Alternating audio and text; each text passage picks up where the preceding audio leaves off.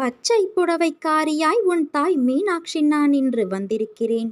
உன் வாழ்வை கலங்கடித்த அந்த மிகப்பெரிய பிரச்சனைக்கு முடிவு என்னிடமிருந்தே உனக்கு கிடைக்கும்.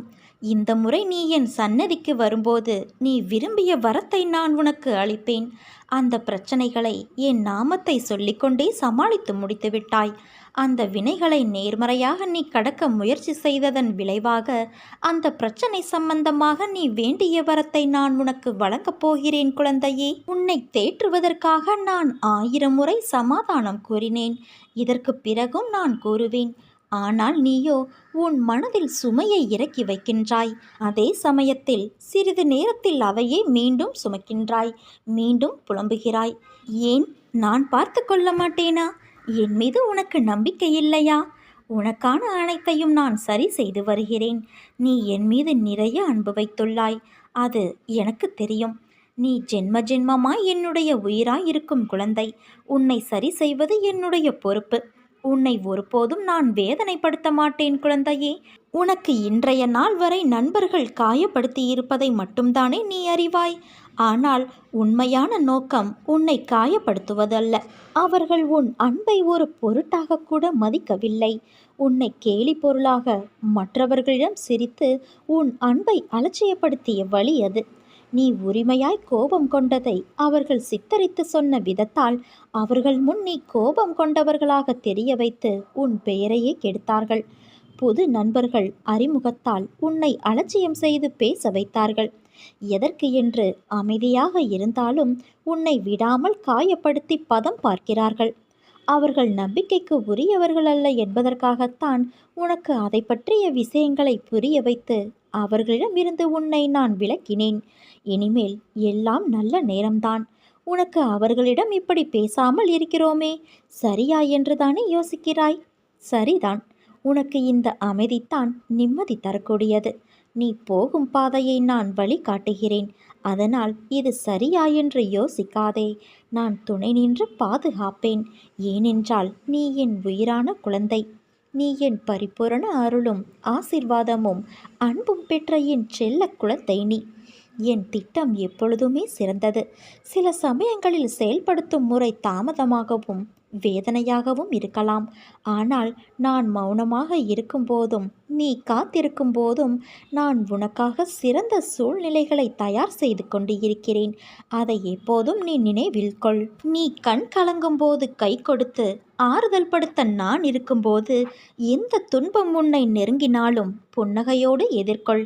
நான் உன்னோடு தான் உனக்கு துணையாக இருக்கிறேன் என்ற நம்பிக்கையில் நான் உன்னை காக்க வைக்கிறேன் என்று நினைக்காதே குழந்தையே.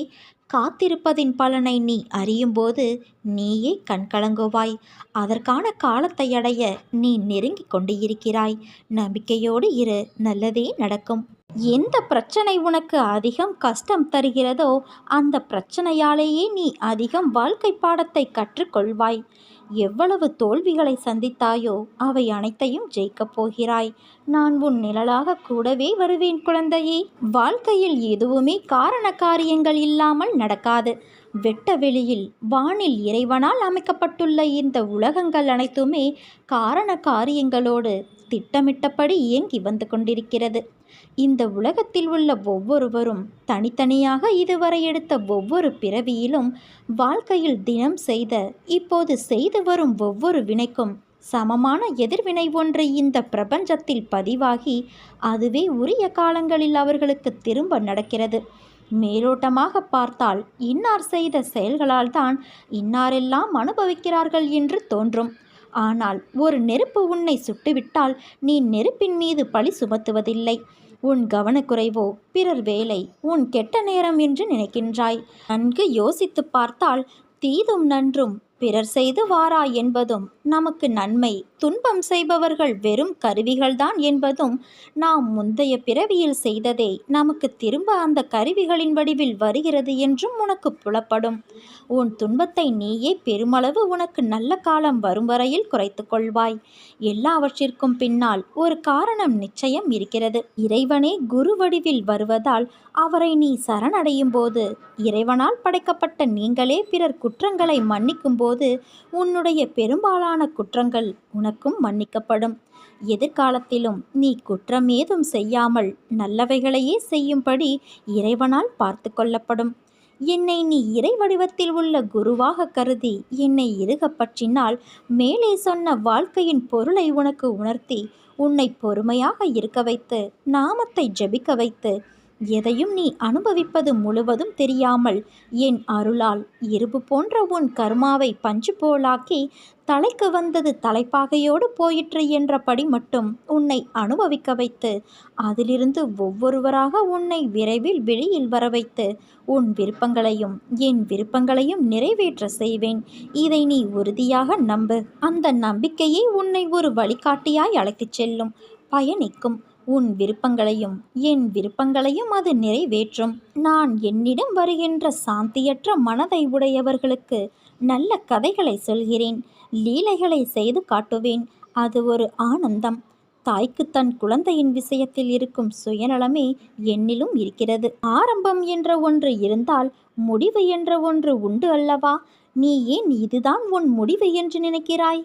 வருடக்கணக்காக நீ கூனி குறுகி புழுங்கி தவித்து அனுபவித்து வரும் மனவேதனைகள், துயரங்கள், துக்கங்கள், மனவலிகள், அவமானங்கள், வருடக்கணக்காக தினமும் நேர காலம் அறியாமல் என்னிடம் சாஸ்தாங்கமாக விழுந்து பல மணி நேரம் கதறி அழுது வேண்டியது எல்லாம் எப்படி வீணாக போய்விடும்?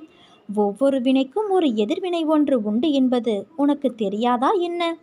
அதுவும் பல வருடங்களாக நான் அல்லவா உன்னை என் முன்னிலையில் அதையெல்லாம் செய்து வைத்தேன். உன்னையும் ஒரு பக்கம் காப்பாற்றி கொண்டு நாம் எந்த ஜென்மத்திலோ செய்த பாவங்கள் தீர நாம் செய்யும் பரிகாரங்களை விடவும் வருடக்கணக்காக கண்ணீர் விட்டு கதறி அழுது வேண்டும் போது அதில் எல்லா பாவங்களும் முழுவதுமாக கரைந்துவிடும்.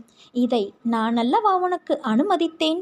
இதற்கிடையில் என்ன தடைகள், தடங்கல்கள், தடுமாற்றங்கள், பரிதவிப்புகள் உனக்கு வந்திருந்தாலும் அவையெல்லாம் என் பாதுகாப்போடுதான் உனக்கு நடந்தன. பிறகு என்ன உனக்கு கலக்கம்? உனக்கு நான் சமீபத்தில் கனவிலும் நினைவிலும் என் ரூபமாகவும் மனிதர்கள் மூலமாகவும் பிற உயிரினங்கள் மூலமாகவும் உனக்கு பிடித்த இறை ரூபத்திலும் தரிசனம் தந்து ஆசி வழங்கியது எல்லாம் எப்படி உனக்கு நடக்காமல் போய்விடும்? உன் கரும வினைகள் இனி தீர்ந்துவிட்டன. நீ வெகு விரைவில் மகிழ்ச்சி பாதையில் செல்ல இருக்கின்றாய்.